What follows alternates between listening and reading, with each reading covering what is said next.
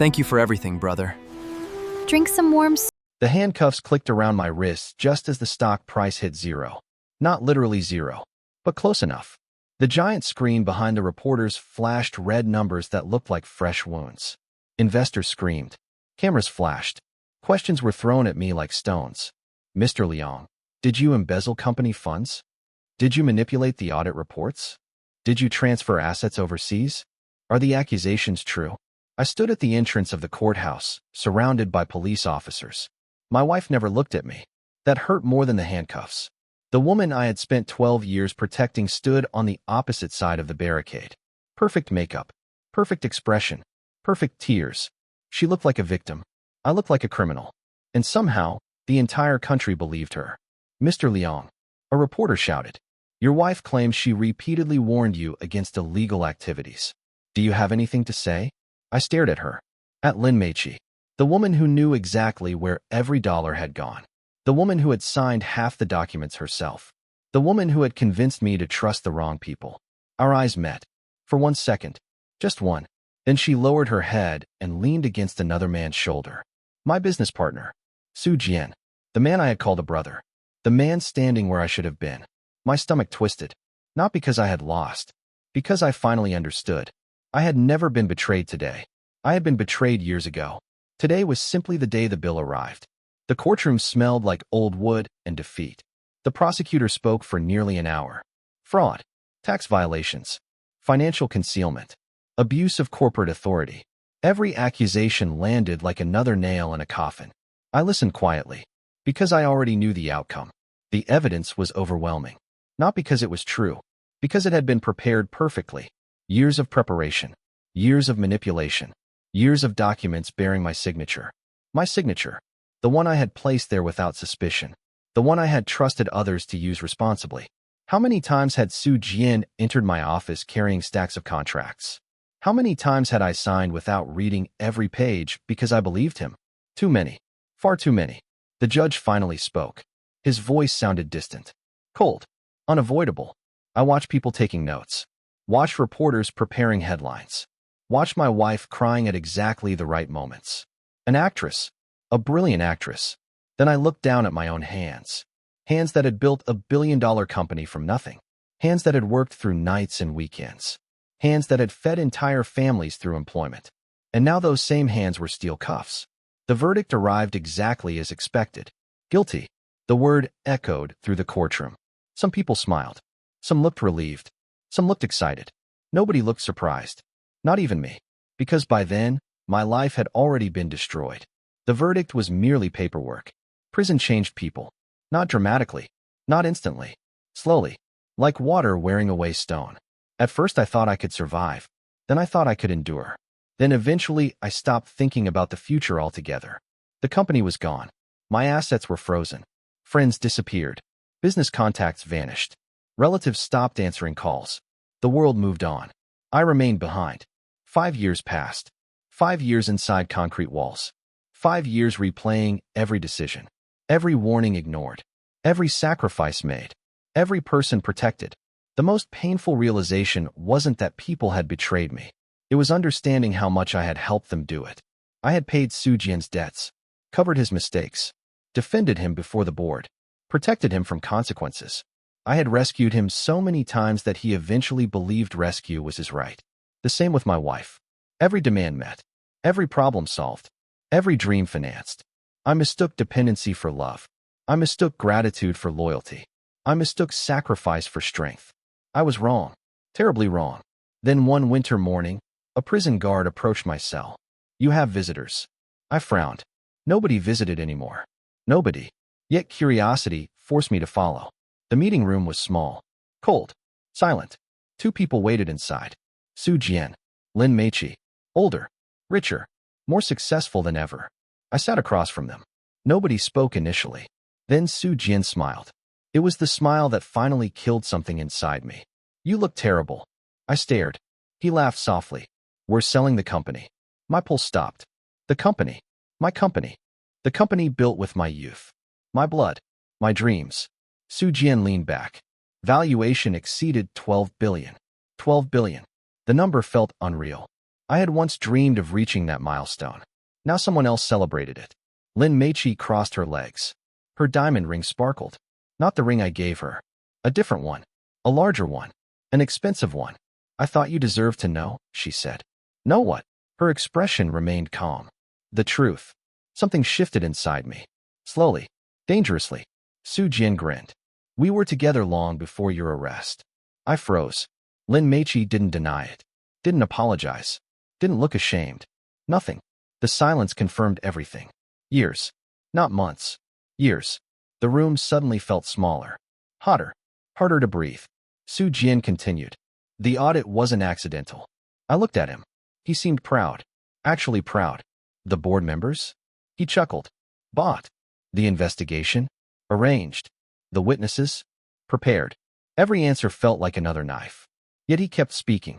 Because cruel people often mistake safety for invincibility. You should have paid more attention. I laughed. Unexpectedly. Bitterly. Hopelessly. Not because anything was funny. Because I finally understood the entire joke. And I was the punchline. 3 months later I was released. Not because I had won an appeal. Because my health was failing. The prison doctor called it complications. The hospital called it systemic deterioration. The truth was simpler. I was dying. Years of stress. Years of imprisonment. Years of anger. The body eventually collects its debt. I sat alone in a hospital room overlooking a gray city. Rain tapped softly against the window. Nobody came. Nobody called. Nobody cared. Perhaps that should have hurt. Strangely, it didn't. What hurt was regret. Regret for opportunities wasted. Regret for warnings ignored.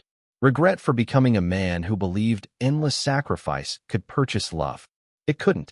The people who expect endless sacrifice are often the ones who value it least. I understood that too late. The heart monitor beeped steadily, then less steadily, then slower. I closed my eyes. Images surfaced. Board meetings. Contracts. Promises. Failures. Faces. Then another face appeared. One I hadn't thought about for years. A woman. A village teacher. Simple clothes. Gentle eyes. Warm smile. Su Yan. The memory surprised me. 20 years earlier. Before the company became enormous. Before the marriage. Before the betrayals. Before everything. I remembered a rainy night. A car accident. A damaged bridge. A small mountain village. A teacher who had offered shelter to a stranger without asking for anything.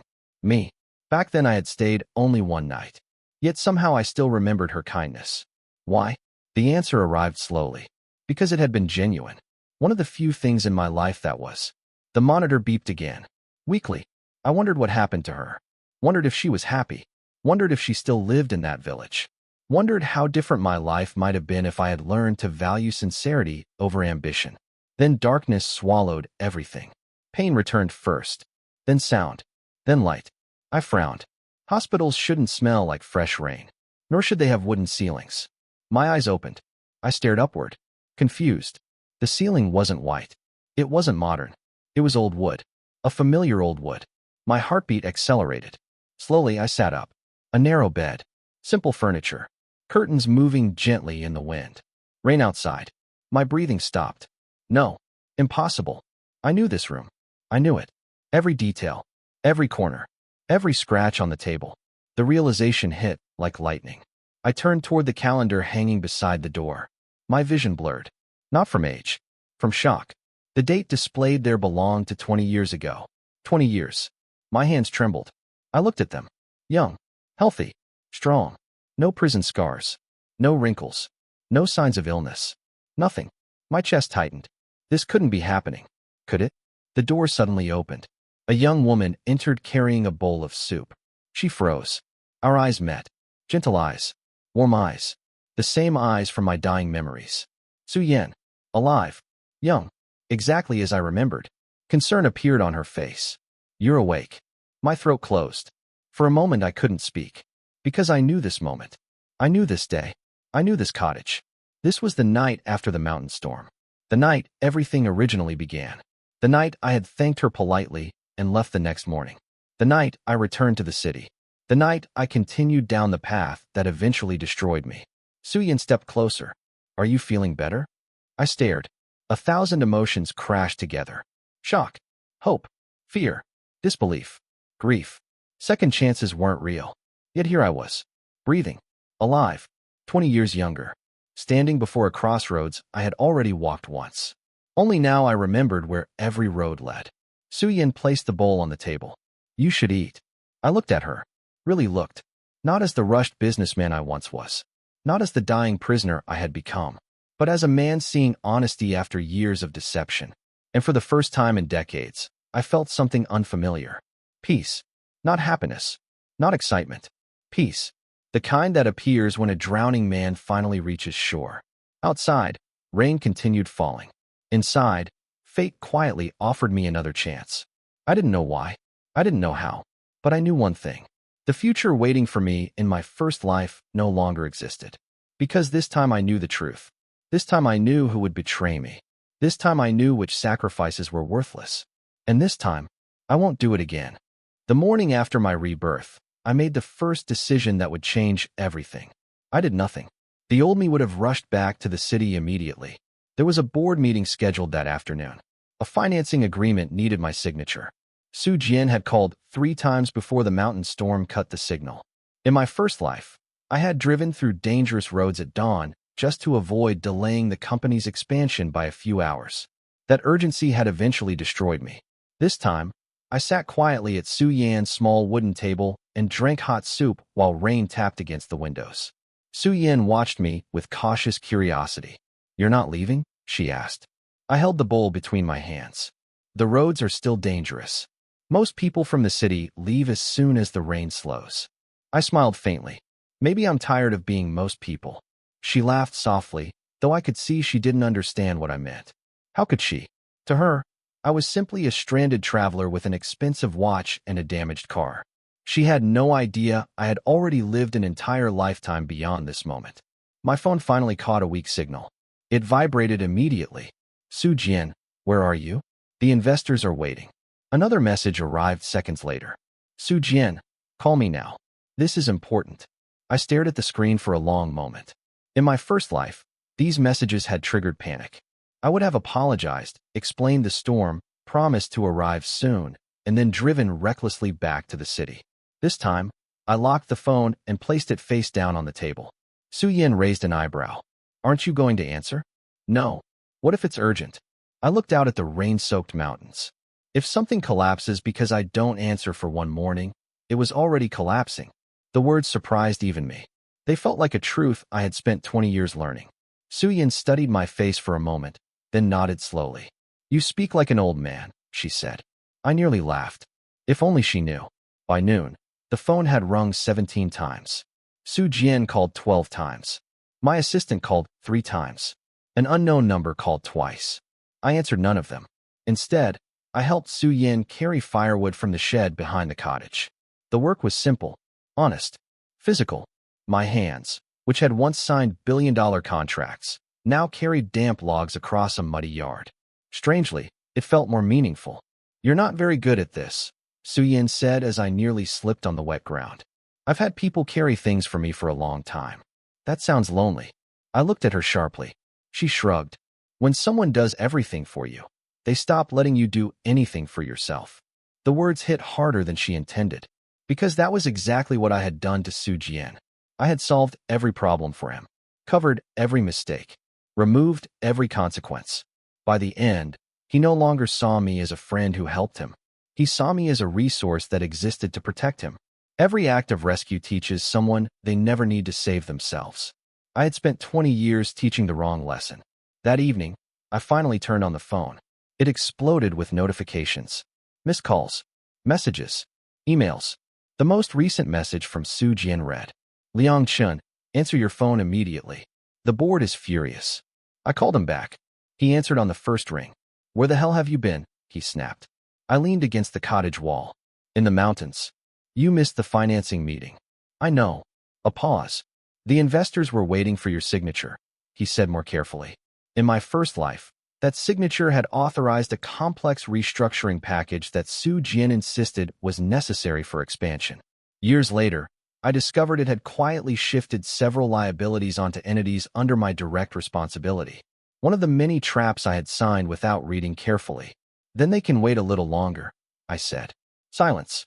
I could almost hear him recalculating. Are you feeling okay? He asked. There it was. Concern wrapped around suspicion. I'm fine. You've never missed a meeting before. Maybe that was the problem. Another pause. Look, Su Jian said, lowering his voice. The board is nervous. We need to show confidence. Can you come back tomorrow? I closed my eyes. In my first life, I would have said yes immediately. This time, I asked, did you read the restructuring documents yourself? He hesitated, just for a second, but I heard it. Of course, he said. A lie, or perhaps a half-truth. Someone else had prepared them. Someone he trusted. Someone he expected me to trust as well. I opened my eyes and looked at the dark mountains beyond the cottage. Send me the full documents, I said. I'll review them before I sign anything. The silence this time was longer. Liang, since when do you review financing paperwork personally? Since prison, I thought. Since betrayal. Since death. Since regret. Since now. I ended the call before he could answer. Su Yin found me sitting outside under the roof overhang, staring at the mountains. She handed me a cup of tea. Bad news from the city? Not yet. But you expect it. I took a sip. The tea was slightly bitter. Do you ever feel like you spent years solving other people's problems? I asked. She considered the question seriously. I'm a teacher, she said. That's most of my job. And if they never learn to solve them themselves, then I haven't really helped them. I looked at her. Such a simple answer. Such a devastating one. For years, I had confused being needed with being valued. They weren't the same thing. Su Yin sat beside me on the wooden step. You know, she said, when the storm hit yesterday, everyone in the village wanted to move your car away from the cliff road. But old Zhao said something interesting. What? He said, if a man drives into a mountain storm, maybe the mountain is trying to make him stop for a while. I smiled despite myself. Wise man. He's mostly drunk, she said. But sometimes drunk people say useful things. For the first time since waking in this second life, I laughed genuinely. The sound surprised me. I couldn't remember the last time I had laughed without calculation, pressure, or performance attached to it. Su Yin smiled when she heard it. That's better, she said. What is? You look less haunted. The tea suddenly tasted much stronger. The next morning, a black sedan climbed the muddy mountain road and stopped outside the cottage. My assistant, Chen Wei, stepped out wearing a soaked suit and an exhausted expression. He looked at the cottage, then at me, as if trying to confirm I was real. President Liang, he said, breathing hard. Everyone is looking for you. I invited him inside. Su Yin served tea quietly and then left us alone. Chen Wei waited until the door closed before speaking again. The board meeting was a disaster. I sat down slowly. Tell me. The investors threatened to withdraw if the restructuring isn't completed this week. Director Wang accused Su Jian of mishandling negotiations. Su Jian said he couldn't proceed without your authorization. Interesting. In my first life, Su Jian had presented himself as the confident problem solver while I took responsibility for the risk. Without my signature, he suddenly looked uncertain. Did anyone review the actual terms? I asked. Chen Wei blinked. The legal team said they were standard. Did you read them? He hesitated. No. I nodded. Bring me every document. He opened his briefcase and placed a thick folder on the table. As I flipped through the pages, familiar clauses appeared like ghosts. Special purpose entities, personal guarantees, liability transfers, indemnification provisions.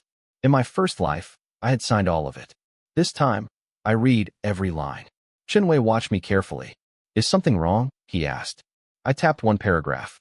If I sign this, and the subsidiary fails, who becomes personally responsible for the debt? He leaned forward, read the clause, and frowned. You do. And who controls the subsidiary? He flipped several pages, then looked up slowly. Su Jian's department. Our eyes met. For the first time, confusion appeared on his face. Why would they structure it this way? He asked. I closed the folder. Because one day, I wanted to say, because one day they planned to let me fall alone. Instead, I said, call an emergency board meeting. This afternoon. Chen Wei straightened. Here. I looked around the tiny cottage. The table was uneven. The chairs didn't match. Rainwater still dripped from the roof outside. It was perfect. Yes, I said. Here. By afternoon, for luxury cars were parked beside the village school. The villagers gathered at a distance, whispering. Board members stepped carefully through the mud, clearly annoyed by the setting. Su Jian arrived last. The moment he entered the cottage, His expression tightened. "What is this?" he demanded. I gestured toward the table. "A meeting." Director Wong, a sharp-eyed investor in his 60s, looked around with amusement. "I've attended negotiations in five-star hotels," he said. "This is a first. Then perhaps everyone will pay more attention," I replied. Su Jian sat down heavily. "Liang, we don't have time for theatrics. We need the restructuring signed today." I placed the folder in the center of the table. "Before I sign," I said calmly, "I'd like everyone to explain why our CFO's department controls the subsidiary while I personally guarantee its liabilities." Silence. Director Wong frowned and reached for the documents. Another board member leaned forward. Su Jian's face changed almost imperceptibly. I saw it because I had spent a lifetime learning his expressions. Surprise, then caution, then calculation. "It's a standard risk allocation structure," he said smoothly. Director Wong read the clause again. "Standard for whom?" No one answered immediately. I watched Su Jian carefully. For the first time in 20 years, he looked uncertain about me. And that uncertainty was only beginning. The meeting had barely started when Chun Wei's phone rang. He answered, listened for a few seconds, and suddenly went pale. "President Liang," he said slowly, "the bank just suspended the credit line for the subsidiary." Every head turned towards Su Jian. Because the subsidiary was his responsibility. And because if the credit line was suspended, someone at the bank had discovered something serious. Su Jian stood abruptly. "That's impossible." I remained seated. In my first life, this suspension had happened 6 months later, after I had already signed the guarantees. This time, it had arrived before my signature.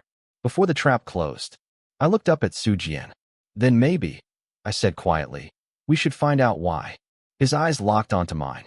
And for the first time since my rebirth, I saw a flicker of fear. Fear is a strange thing. Most people imagine it arriving like thunder. In reality, it often appears as a tiny crack, a hesitation, a glance, a question that shouldn't exist. The moment Chun Wei announced that the bank had suspended the subsidiary's credit line, I saw that crack appear in Su Jian's eyes. Only for a second, but it was there. And once a crack appears, pressure does the rest. The cottage fell silent. Rain tapped against the windows. Several board members immediately began checking their phones. Director Wong adjusted his glasses and looked towards Su Jian. "What exactly is happening?" Su Jian recovered quickly. Too quickly. Years later, I would understand that experienced liars survive not because they're smarter than everyone else. They survive because they react faster than honest people. "Probably a temporary compliance review," Su Jian said. His voice sounded calm, confident, reasonable. The same voice that had convinced me to sign countless documents in my first life. The same voice that had helped destroy me. Director Wong wasn't satisfied. "A temporary review doesn't happen without notice." Su Jian forced a smile.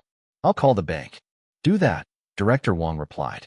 Su Jian immediately stepped outside. The moment the door closed, the room changed. People who had remained quiet suddenly began talking. Questions appeared. Concerns surfaced. Doubts emerged.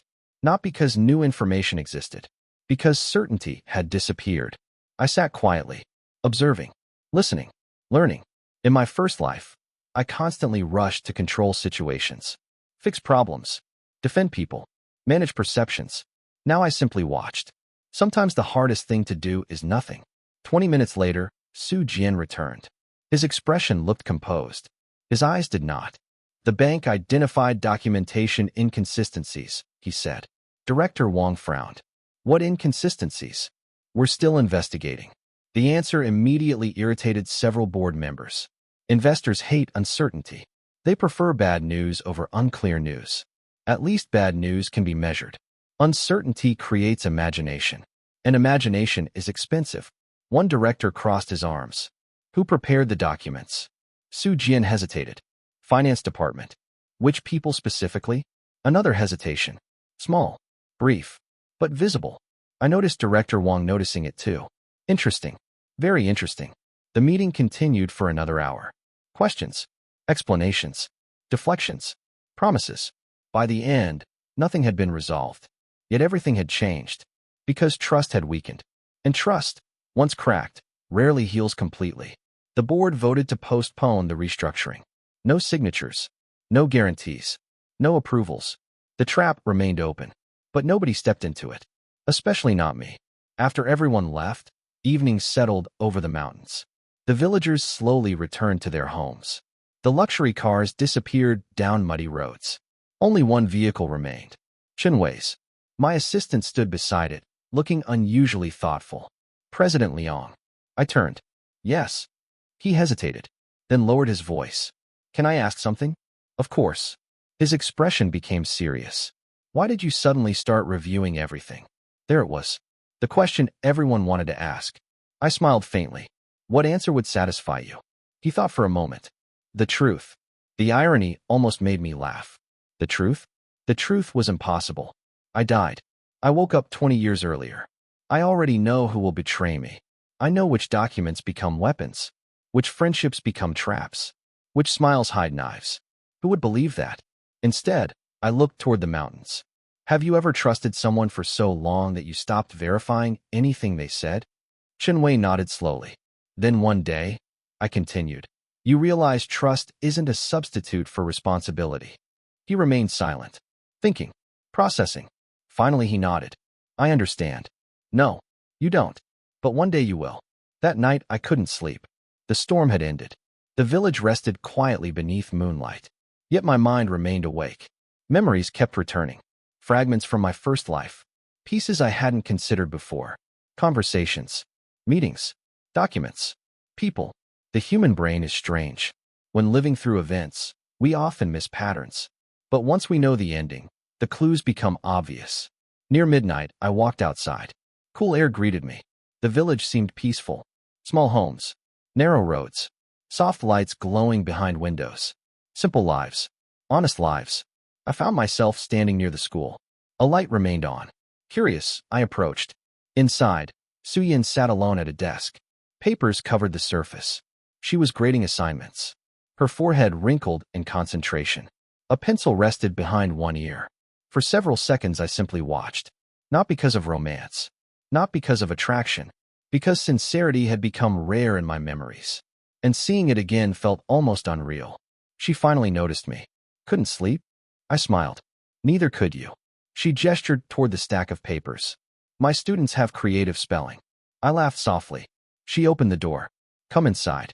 The classroom smelled faintly of chalk and old books. Children's drawings decorated the walls. Simple things, yet strangely comforting. Suyin handed me a notebook. Read this. I looked down. The assignment asked students to describe what success meant. Most answers were predictable. Money, big houses, cars, travel. Then one answer caught my attention. Success means my grandmother stops worrying when it rains because our roof won't leak anymore. I stared at the sentence. Something tightened inside my chest. The child who wrote that sentence probably owned nothing, yet understood purpose better than many executives. What do you think? Suyin asked. I closed the notebook. I think adults complicate everything. She laughed. That's true. For a moment, neither of us spoke. The silence felt comfortable, natural. Then she suddenly asked a question. Why are you really here? I looked up. Her expression remained calm, gentle, but observant. Far more observant than most people realized. What do you mean? She leaned back.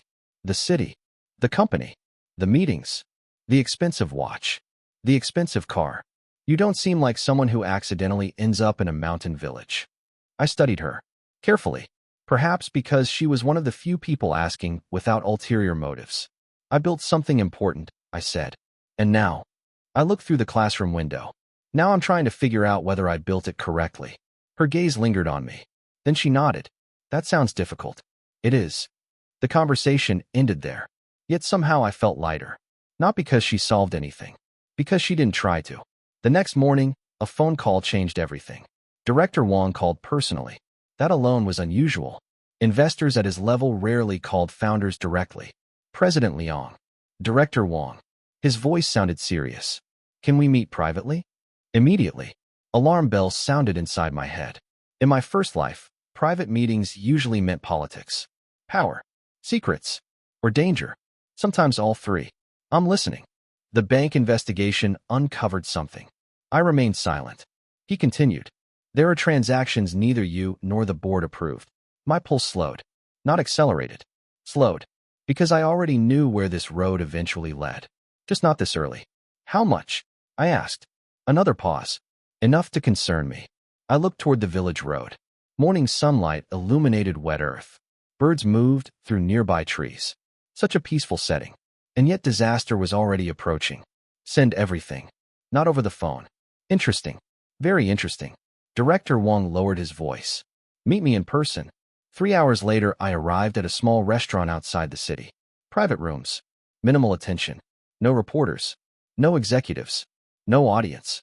Director Wong waited alone. The moment I entered, he slid a folder across the table. I opened it. Bank statements. Internal records. Transfer authorizations. The numbers immediately caught my attention. Large numbers. Very large. Money moving through shell companies. Money disappearing. Money returning. A complicated pattern, but familiar, because I had seen the ending before, just not the beginning. Who found this? I asked. The bank's compliance division. I continued reading. Then something unexpected appeared. A name. Not Su Jian. Someone else. Someone I didn't recognize. My eyes narrowed. That wasn't supposed to happen. The future I remembered contained Su Jian. Contained Lin Meiqi. Contained betrayal. But this name was different. New. Unknown. For the first time since my rebirth, uncertainty entered the picture. Director Wong noticed immediately. You know something? I looked up. No, that wasn't entirely true. I know less than I thought. His eyes narrowed. What does that mean? I closed the folder slowly. The truth was becoming uncomfortable. I remembered the outcome. But not every step. Not every player. Not every secret. Perhaps Su Jian wasn't the architect. Perhaps he had partners. Perhaps someone hidden had always existed. Someone operating behind the curtain. Someone whose name never reached public attention. A cold realization settled inside me. The future wasn't repeating. It was revealing itself. And those weren't the same thing. When I returned to the village, another surprise awaited. Several people stood outside Su Yan's cottage. Villagers. Concerned villagers. An elderly man approached immediately. Teacher Su is at the clinic. My chest tightened unexpectedly. What happened? One of the children fell into the river. I immediately turned. Is the child okay? The old man nodded. Yes. Relief. Then he added quietly. But Teacher Su jumped in after him. I froze. A strange memory surfaced. A newspaper article. Years ago, a rural teacher hospitalized after rescuing a student. I remembered seeing it briefly. Forgotten within minutes. Ignored. Just another headline. Yet now it felt personal. Real. Human. I drove to the clinic. The building was small. Simple. Crowded. I found Su Yan sitting on a bed. Wrapped in blankets. Pale. Exhausted. Alive. When she saw me, she smiled weakly. The child is fine. I stared at her. That's your first concern? She blinked. Of course. I shook my head. Then laughed softly. She truly was different. No calculations. No performance. No hidden agenda. Just genuine concern. A quality I had almost forgotten existed. You're impossible, I said. She smiled. So I've been told. For several seconds we simply looked at each other. Then a nurse entered carrying paperwork. As she placed documents on the table, something slipped from the folder. A photograph. Old. Worn. Half hidden. The image caught my attention immediately. Not because of Su Yan. Not because of the nurse. Because of the man standing beside them. A man I recognized. A man who should not have any connection to this village. A man connected to the mysterious name inside Director Wong's folder. My heartbeat stopped. Impossible. Absolutely impossible. I grabbed the photograph. Looked closer. Then looked again. The connection was real. The hidden figure from the financial records. The unknown player. The person I thought had appeared unexpectedly. He had been connected to this village all along. Connected to Su Yan. Connected to events 20 years before my downfall. Connected to everything. And suddenly, I understood one terrifying possibility. The conspiracy that destroyed my first life might have started much earlier than I ever imagined. Much earlier. And much closer. Than anyone knew. Sometimes the hardest thing to do is nothing. Because doing nothing gives the truth room to walk into the light. And at that moment, holding the photograph in my trembling hand, I realized the truth had just taken its first step. For several seconds, I could not hear anything. Not the nurse. Not the patients in neighboring rooms. Not even my own breathing. My eyes remained fixed on the photograph. The man standing beside a younger Su Yan wore a faded jacket and an awkward smile. Most people would have ignored him. Most people wouldn't have recognized him. But I had spent 5 years in prison studying every name connected to my destruction. Every executive, every investor, every lawyer, every shell company, every hidden shareholder. I knew that face. Not from newspapers, not from television, from confidential reports, from documents that surfaced too late. His name was Zhao Ming, and according to everything I knew, Zhao Ming should have been nothing more than a low-level accountant who disappeared years before my company collapsed. Yet somehow here he was, in a photograph taken nearly 20 years earlier, standing beside Su Yan. My pulse quickened. Something was wrong. Very wrong. The timeline didn't make sense. In my previous life, Zhao Ming had appeared like a ghost, a forgotten name hidden beneath layers of corporate paperwork, a man nobody paid attention to, a man who supposedly died before the investigation even began. But now I was staring at proof that his story started here, in this village, near Su Yan, near the very place where fate had brought me after my rebirth. The nurse noticed my expression. Is something wrong? I quickly returned the photograph. No. A lie. A very necessary lie. The nurse smiled politely and gathered the paperwork. Once she left, I sat beside Su Yan's bed. She studied me carefully. You look like you've seen a ghost. I forced a smile. Maybe I have. Her eyebrows lifted. That sounds concerning. If only she knew. After leaving the clinic, I walked alone through the village. The evening air carried the scent of wet soil and wood smoke. Children ran through narrow paths. Elderly villagers chatted outside their homes. Everything appeared peaceful, ordinary, yet my mind refused to settle. The photograph had changed everything. Before today, I believed I understood the shape of my future. Not perfectly, but enough. Now I realized something dangerous. The future I remembered was incomplete. There were players I never saw, pieces hidden beneath the surface, people manipulating events long before I noticed them. The realization disturbed me more than I wanted to admit, because uncertainty was back, and uncertainty was exactly where betrayal thrived. My phone rang. Director Wong. I answered immediately. Did you find something? He asked. I looked toward the mountains. Maybe. That's not reassuring. It isn't supposed to be. Silence. Then he sighed. Come to the city tomorrow. I'll be there. We found more transactions. My eyes narrowed. How many? Enough to make several people nervous. Interesting. Fear was spreading. Good. Fear forces mistakes. The next morning, I returned to the city. The skyline looked exactly as I remembered. Glass towers, crowded roads, constant motion. In my first life, this city felt like home. Now it felt unfamiliar, almost hostile. The headquarters building stood proudly above neighboring structures. The company logo reflected sunlight. Employees moved through revolving doors carrying coffee and laptops. The sight should have inspired pride. Instead, it reminded me of a cemetery, because I knew what this building would eventually become. A battlefield, a trap, a monument to arrogance. As I entered the lobby, conversations stopped. Heads turned. People stared. Word had already spread. The missing CEO had returned. And he wasn't behaving normally. Good. Let them wonder. Questions create pressure. Pressure creates cracks. Cracks reveal truth. The emergency board meeting began at noon. This time, nobody complained about the location. Nobody joked. Nobody looked relaxed. Director Wong placed several folders on the conference table. The atmosphere felt heavy, dangerous, like a room filled with invisible smoke. Su Jian sat across from me. His smile remained intact, but his confidence had changed. Smaller, sharper, more defensive. He sensed something. He just didn't know what. Director Wong cleared his throat. We have a problem. Nobody replied. He opened the first folder. Bank investigators uncovered unauthorized financial transfers. Several board members exchanged looks. Su Jian remained still. Too still. Director Wong continued. The transfers involve subsidiary accounts. Silence. Then another director spoke. How much money are we discussing? Director Wong answered calmly. The number that followed shocked everyone, including me, because it was larger than I expected.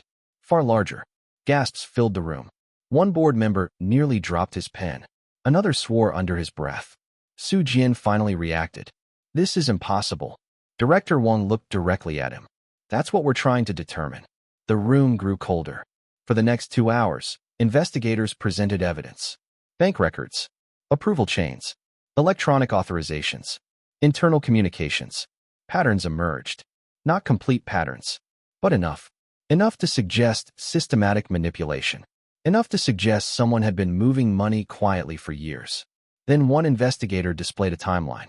My eyes narrowed immediately, because I recognized a date. A very specific date. The day Su Jian insisted on restructuring one of our subsidiaries. A restructuring I approved in my first life, without question. The same restructuring I had recently refused to sign. Interesting. Very interesting. The investigator pointed at the timeline. Following this reorganization, oversight controls weakened significantly. Murmurs spread around the room. Director Wang looked towards Su Jian. So whose idea was the restructuring? Su Jian's jaw tightened. It was recommended by consultants. Which consultants? Another pause. Another hesitation. Another crack. I watched carefully. Years ago, I would have spoken, defended him, redirected attention, protected the company, protected my friend. Not anymore. Now I remained silent. And silence proved far more powerful. Because nobody interrupted the questions. Nobody rescued him. Nobody changed the subject. The spotlight remained exactly where it belonged. On him. As the meeting continued, a strange realization settled over me. This wasn't revenge. Not really. I wasn't attacking Su Jian. I wasn't exposing him. I wasn't hunting him. I simply stopped protecting him. That was all. And yet the consequences were devastating. The more people examined facts independently, the worse things became for him. Perhaps that was why truth frightened dishonest people. Because truth doesn't require aggression. It only requires space. Space to exist. Space to be seen. Space to speak. Truth does not create damage. It reveals where damage already exists. The thought lingered in my mind. The turning point arrived unexpectedly. An investigator projected a series of email records onto the conference screen. Several messages had been deleted. Most were unrecoverable. One wasn't. The room became silent. The recovered email appeared. A simple message. Short. Ordinary. Yet devastating. Because it linked one of the suspicious transfers directly to a senior executive. Not proof of guilt, but proof of involvement. Enough to trigger panic. Enough to justify deeper investigation. Enough to destroy confidence. Su Jian read the email. For the first time since entering the room, color disappeared from his face. Director Wang noticed immediately. So did everyone else. The room shifted. Subtly. Irreversibly. People no longer viewed this as a technical issue. Now they saw danger. Personal danger. Legal danger. Career-ending danger. The atmosphere transformed. Predators sensing weakness. Investors protecting themselves. Executives calculating exits. Trust evaporated. And once trust disappears, institutions begin collapsing from within. That evening, reporters somehow learned about the investigation. By sunset, financial news outlets were already discussing unusual activity inside the company. The stories remained cautious. Speculative. But the damage had begun. Shareholders started asking questions. Partners requested clarification. Banks reviewed exposure. Nobody wanted to be the last person standing beside a falling structure. I watched everything unfold from my office. The same office where I had once signed documents without reading them carefully. The same office where Su Jian and I celebrated milestones. The same office where countless mistakes began. A knock interrupted my thoughts. Come in. Chen Wei entered. His expression looked uneasy. President Liang. What happened? He handed me a tablet. A news article filled the screen. At first glance it appeared harmless. Then I noticed the source. A respected financial publication. One rarely interested in rumors. My pulse slowed. When publications like this become curious, investigations grow teeth. What are they asking? I said. Chen Wei swallowed. They want comments regarding executive accountability. Executive accountability. Such polite words. Such dangerous implications. I looked through the office window. The city lights glowed beneath evening darkness. Somewhere out there, people were already preparing escape plans. Others were destroying evidence. Others were contacting lawyers. Fear was spreading. And fear makes people careless. 2 days later, the first public casualty arrived. One of the senior finance directors resigned unexpectedly. Officially, he cited health concerns. Nobody believed him. Reporters certainly didn't. Neither did investors. The resignation only fueled speculation. Questions multiplied. Pressure intensified. Investigators dug deeper. Then another executive requested leave. Then another. The exodus had begun. People were running, which usually means they know something. or think someone else does. Either way, panic creates movement, and movement leaves tracks. Late that night, Director Wong called again. His voice sounded unusually grim. We found the missing authorization chain. I sat upright. Are you certain? Yes. My heartbeat quickened. For months in my previous life, investigators searched for those records. They never found them. Without them, accountability remained blurry. Now they existed. Somehow, somewhere, someone had made a mistake. And mistakes change history. What does it show? I asked. Silence. Then, it doesn't just implicate one person. A chill moved through me. What do you mean? Director Wong lowered his voice. It implicates several. My eyes narrowed. Several. Not one. Not two. Several. The conspiracy was larger than I remembered. Far larger. And for the first time, I understood something terrifying. Su Jian might not be the architect. He might only be one piece. One visible piece. A face standing in front of something much bigger. Something hidden. Something patient. Something that had been building for years. Perhaps decades. Outside my office window, the city lights shimmered. Beautiful. Distant. Fragile. I stared into the darkness. Because somewhere inside it, people were beginning to realize the truth. And once enough people see the truth, downfall becomes unavoidable. The smoke was clearing. The secrets behind it were finally becoming visible. And when the fire reached the people responsible, no amount of money would save them. Truth does not create damage. It reveals where damage already exists. The damage had always been there. Now everyone could finally see it. The first person to betray the conspiracy wasn't a whistleblower. It wasn't an investigator. It wasn't even an executive. It was fear. Fear always talks eventually. The question is never whether people will break. The question is how much pressure they can tolerate before they do. And by the time part 5 of my second life began, pressure had become unbearable. 3 senior executives had resigned. 2 banks had launched independent reviews. Regulators were quietly gathering information. Journalists were circling like hawks. Most importantly, trust inside the company had collapsed. Nobody knew who might be implicated next. Nobody knew which emails had been recovered. Nobody knew what investigators actually knew. That uncertainty was destroying people faster than any accusation could. And for the first time in my life, I wasn't trying to stop it. I returned to the village more often.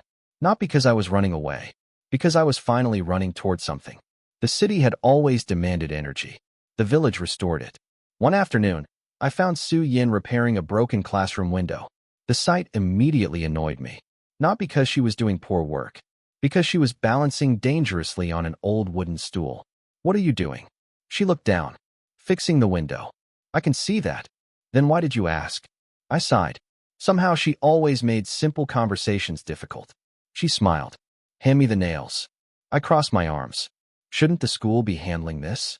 The school budget is small. So you're repairing it yourself? The students get cold during winter. As if that explained everything. Perhaps for her, it did. I handed over the nails. She accepted them with a grateful nod. Watching her work reminded me of something uncomfortable. In my first life, I often spoke about responsibility. But most of my responsibility had involved money. Writing checks. Approving budgets. Funding solutions. Useful, certainly. But distant. Here, responsibility looked different. It looked like a teacher standing on a shaky stool repairing a window because children needed warmth. No cameras. No recognition. No reward. Just action. The realization stayed with me long after I left. A week later, I purchased new windows for the entire school. Quietly. No announcement. No ceremony. No publicity. When workers arrived with supplies, Su Yin immediately confronted me. You did this. I pretended innocence. I have no idea what you're talking about. She pointed at the truck. The driver literally gave me your business card. I looked at the truck.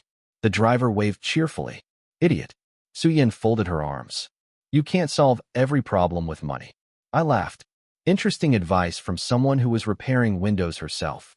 Her expression softened slightly. That's different. How? I was fixing something. The answer surprised me. Not because it was complicated. Because it wasn't. She wasn't waiting for rescue. She was acting. Maybe that was the difference. People like Su Yin accepted help. People like Su Jian expected it. One creates gratitude. The other creates entitlement. A lesson I wished I had learned 20 years earlier. The company investigation continued. But something strange happened. The less involved I became in the chaos, the more effective I became as a leader. Because instead of reacting to every crisis, I focused on building systems. Accountability, transparency, verification, the boring foundations that ambitious people often ignore. One afternoon, Chunwei joined me at a small tea shop near the village. He looked exhausted, but happier. You've changed. I smiled. So I've been told. No. He shook his head. I mean completely. I waited. You used to solve everything personally. I looked at my tea. He wasn't wrong. Now you make people solve their own problems. Interesting. That observation felt important. Because it was true. For years, I believed leadership meant carrying everyone's weight. Now I understood something different. Real leadership meant helping people carry their own. The distinction changed everything. The first arrest happened unexpectedly. Not Su Jian. Not yet. A middle manager. Someone nobody considered important. Reporters barely recognized his name. Yet his arrest created shockwaves. Because once authorities arrest one person, others start imagining handcuffs. And imagination is powerful. 3 days later, another executive requested immunity discussions. Then another. Then another. The walls were closing in. Not because anyone hunted them. Because their own fear turned them against each other.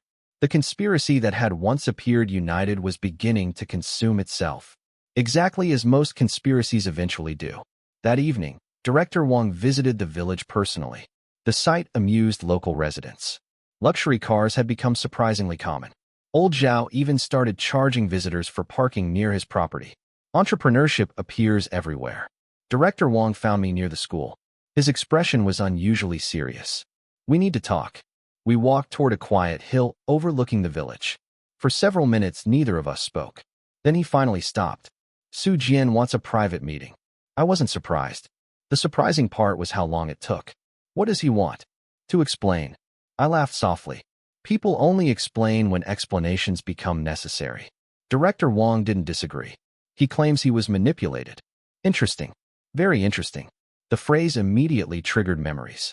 In my first life, everyone claimed manipulation. Nobody accepted responsibility. Everyone became a victim, even those holding knives. What do you think? I asked. Director Wang looked toward the distant mountains. I think guilty people often tell partial truths. I nodded. That sounded accurate. Because lies rarely survive without fragments of honesty attached. I agreed to the meeting. Not because I wanted closure. Because information matters. Especially information spoken by desperate men. Su Jian chose a private restaurant. The same restaurant where we once celebrated our first major investment. Life enjoys irony. When I entered the room, I barely recognized him. He looked older. Not physically. Emotionally. Stress had changed him. Fear had changed him. Consequences had changed him. For a moment, neither of us spoke. Then he laughed bitterly. You look good. I sleep better. The answer made him flinch. Good. Not because I wanted to hurt him. Because truth should hurt sometimes. He poured tea for both of us. His hands trembled slightly. Another new development. The old Su Jian never trembled. Do you hate me? He asked suddenly. The question surprised me. Not because of its content. Because of its sincerity. I considered it carefully. Then answered honestly. No. He stared, clearly expecting something else. Anger. Bitterness. Resentment. Instead, I simply looked at him. The man before me wasn't the monster from my nightmares. He wasn't the architect of 5 years in prison. He wasn't some mythical villain. He was simply a flawed man whose choices destroyed countless lives, including his own. I admitted. His expression tightened. But not anymore. Why? I looked out the window. The city lights flickered beyond the glass. Because hatred keeps people connected. Silence. I don't want to be connected to this anymore. The words seemed to hit him harder than accusations. Perhaps because they were final. Su Jian spoke for nearly 2 hours. And most of what he said confirmed my suspicions. He wasn't innocent. Far from it. But he wasn't the mastermind either. The hidden network extended beyond him. Beyond the company. Beyond anything I originally understood. Money. Political influence. Corporate acquisitions. Several organizations. Multiple interests. Years of planning. The deeper investigators dug, the larger the picture became. At one point, Su Jian lowered his voice. There are people involved you've never met. My eyes narrowed. I know. His surprise was immediate. For a brief second, he looked genuinely frightened. Because somehow I already understood things he thought remained hidden. If only he knew why. When the meeting ended, Su Jian remained seated, defeated, broken, alone.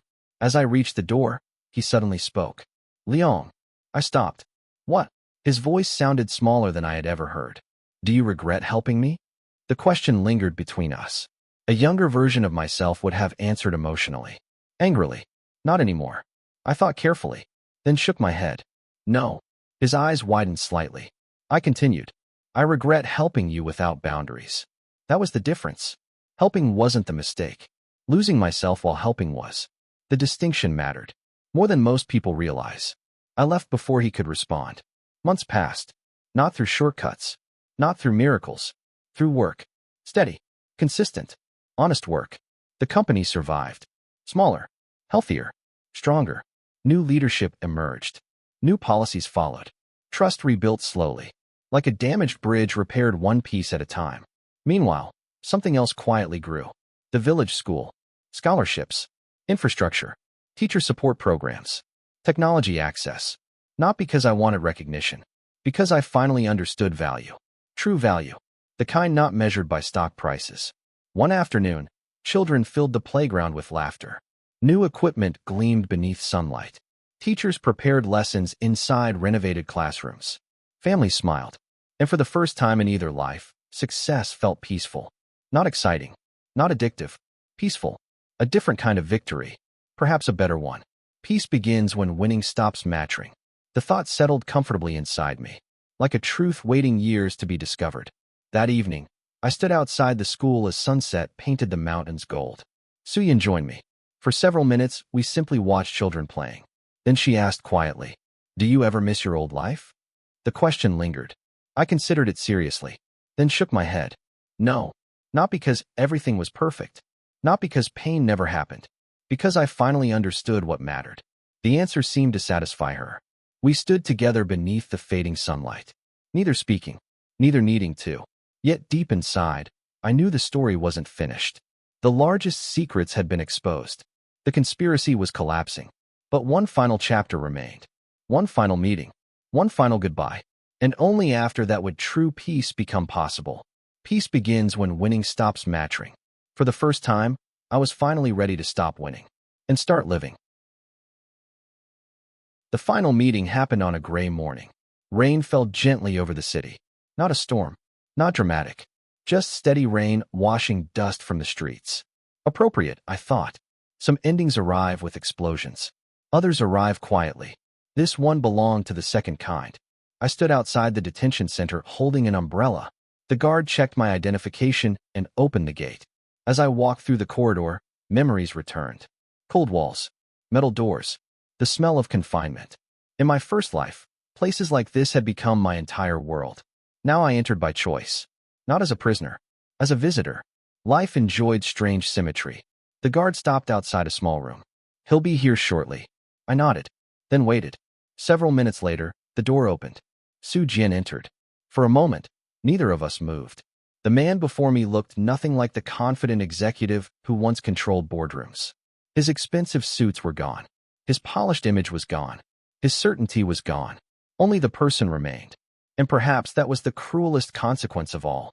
Eventually, reality strips away everything borrowed. Titles, money, influence, reputation. What's left is who we actually are. Su Jian sat across from me. His hair carried traces of gray. His shoulders looked tired.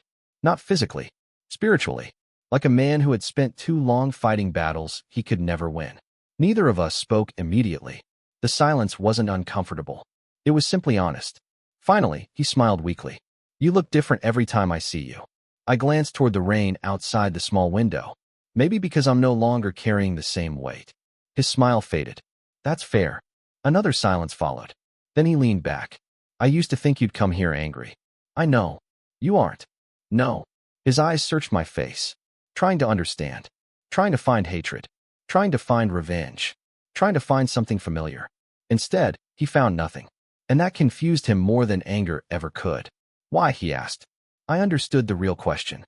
Why aren't you angry? Why aren't you trying to destroy me? Why aren't you demanding justice? The answer took years to learn, and 2 lives to understand. Because the destruction already happened. Su Jian looked down. The words landed heavily. Not because they were cruel. Because they were true. His company career was over. His influence was gone. Most friends had disappeared. The people who once benefited from him had vanished. Consequences had already arrived. There was nothing left for me to add. For a long moment, rain tapped softly against the glass. Then Su Jian laughed. A tired laugh. A broken laugh. Do you know something strange? I waited. When everything started collapsing, I kept expecting you to fight back. His eyes drifted toward the table. Lawyers. Investigations. Public attacks. He shook his head. You never did. No. You just stepped away. I nodded. That was worse. His voice barely rose above a whisper. I know. Because stepping away forced everyone to face their own choices. There was nobody left to blame. Nobody left to shield them. Nobody left to absorb consequences. Only themselves. And for people accustomed to avoiding responsibility, that can feel unbearable. Su Jian eventually looked up. His expression carried genuine regret. Perhaps for the first time. Not regret for getting caught. Not regret for losing. Regret for becoming the person who made those choices. There is a difference. A very important difference. I ruined everything. The words sounded painfully sincere. I considered correcting him. Because technically he hadn't ruined everything. The company survived. The employees survived. The truth survived. I survived. But I understood what he meant. He wasn't talking about business. He was talking about himself. And in that regard, he wasn't entirely wrong. You had opportunities, I said quietly. I know. You had people who trusted you. His eyes closed briefly. I know. You had chances to stop. His voice cracked. I know. The room fell silent again. Sometimes there is nothing left to argue about. Only truth. And truth rarely requires many words. When I left the detention center, the rain had stopped. Clouds slowly parted. Sunlight pushed through the gray sky. I stood outside for several minutes. Not because I needed closure. Because I realized closure had already happened. Long ago. The moment I stopped carrying the past. The moment I stopped allowing old wounds to define new choices. The moment I understood that healing wasn't about forgetting. It was about continuing. And for the first time, I felt completely free. The years that followed passed differently than either of my previous lives. Not because they were perfect. Because they were real. The company continued operating. Smaller than before. Healthier than before. Profitable. Stable. Respected. I remained involved, but no longer consumed by it. Work became part of life. Not life itself. That distinction changed everything. The village school expanded. Additional classrooms were built. Scholarship programs grew. Several students eventually entered universities their families had never imagined possible. Watching their success brought a satisfaction no quarterly earnings report had ever provided. One afternoon, I attended a graduation ceremony. A young student stood at the podium. Nervous. Excited. Proud. She spoke about opportunity. About education. About people who quietly helped others believe in themselves. When she finished, the audience applauded. I looked toward the front row. Su Yin sat among the teachers. Smiling. The same smile she carried years earlier. The same sincerity. The same quiet strength. Some people influence lives through power. Others through presence. She belonged to the second group. And perhaps that influence lasts longer. Life never becomes completely free of hardship. There were still challenges. Disagreements. Losses. Unexpected problems. That is simply part of being alive. But hardship felt different now. Because I no longer faced it while carrying unnecessary burdens. I no longer tried to rescue everyone. I no longer confused sacrifice with love. I no longer measured my worth by how much I could endure. The lessons were expensive. Painfully expensive. Yet they were mine. Earned through mistakes. Earned through failure. Earned through experience. And therefore impossible to forget. One autumn evening, years after my rebirth, I walked alone through the village. Golden leaves drifted across the road. Children's laughter echoed from distant homes. The mountains glowed beneath the setting sun. Everything looked peaceful, alive, complete. I eventually reached the small hill overlooking the village. The same hill where I had spoken with Director Wang. The same hill where uncertainty once felt overwhelming. Now it felt different. I sat beneath a tree and watched the horizon. The world moved slowly, comfortably, as if no longer in a hurry. For a long time, I simply existed. No meetings, no negotiations, No emergencies. Just silence. And in that silence, I found myself thinking about my first life. Not with bitterness. Not with regret. With gratitude. An unexpected emotion. Yet an honest one. Because without those failures, I would never have learned. Without those betrayals, I would never have understood. Without that collapse, I might never have changed. The second chance was never about changing them. It was about changing me. The realization settled gently inside my heart, like sunlight reaching a place that had remained cold for years. As evening approached, footsteps sounded behind me. I didn't need to turn around. I already knew who it was. Suyin sat beside me on the grass. Neither of us spoke immediately. The sunset painted the sky orange and gold. The village lights slowly began appearing below. Finally, she smiled. "You look happy." I considered the statement, then nodded. "I am." "No complicated answer today?" I laughed softly. "No." She looked pleased. "Good." For several minutes we watched the sunset together. No dramatic confessions. No grand declarations. No unnecessary promises. Just two people sharing a peaceful moment. And somehow that felt more meaningful than anything else. Because peace had become precious. Peace had become earned. Peace had become enough. The sun finally disappeared beyond the mountains. Darkness arrived slowly. Gentle. Comfortable. The kind of darkness that signals rest rather than fear. I looked toward the village one last time. The school lights glowed warmly. Families gathered for dinner. Children prepared for tomorrow. Life continued. Beautifully. Ordinarily. Exactly as it should. And as the first stars appeared overhead, I realized something that would have seemed impossible in my previous life. I no longer wished for more. I no longer wished for revenge. I no longer wished to rewrite the past. Because I had already received the greatest gift imaginable. Not wealth. Not success. Not even a second chance. Perspective. The ability to see what truly mattered before it was too late. Most people never receive that opportunity. I had received it twice. The first life taught me what destroys a person. The second taught me what saves one. And somewhere between those two lives, I finally became someone worth being. The wind moved gently through the trees. The village lights shimmered below. Beside me, Suyin smiled at something only she noticed. And for the first time in either lifetime, the future felt wonderfully unnecessary to predict. Because whatever came next, I was finally ready to live it.